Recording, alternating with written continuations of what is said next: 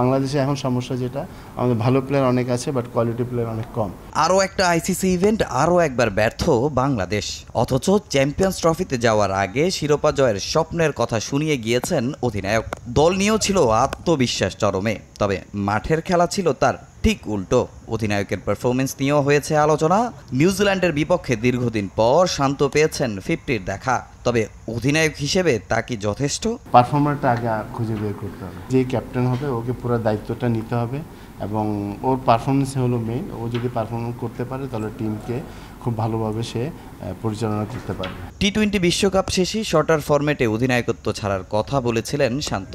গুঞ্জন ছিল test one day নিয়েও। এরপর আলোচনা হয়েছে 3 ফরম্যাটে 3 অধিনায়ক দেয়ার। যদিও আকরাম খানের মতে এখনও ওই পর্যায়ে পৌঁছায়নি দেশের ক্রিকেট। অন্য সব দেশের কিন্তু আপনার 3 ফরম্যাটে 3 ধরনের প্লেয়ার আছে, কিন্তু বাংলাদেশের ম্যাক্সিমাম প্লেয়াররা কিন্তু 3টা ফরম্যাটে খেলছে।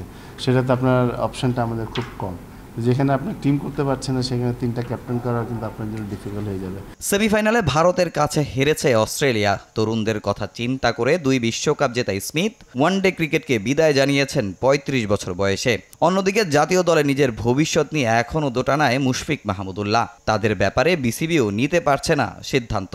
যারা সিনিয়র প্লেয়ার তাদেরকে কিন্তু আমাদের সবাইকে সম্মান করা উচিত এবং প্লেয়াররা এমন একটা একমাত্র প্লেয়ারই বলতে পারবে ওকে কখন ওর ফিটনেস, ওর মানে আপনার যে প্রেশার কীভাবে ও খেলাটা দিচ্ছে সেটা কিন্তু একমাত্র প্লেয়ারই বুঝতে পারে এবং তার উপর ডিপেন্ড করে যে আপনার এবং ফিউচার ওর কী অবস্থান, ওর সব কিছু মিলে আমার মনে প্লেয়ারের উপর ছেড়ে দেওয়া উচিত।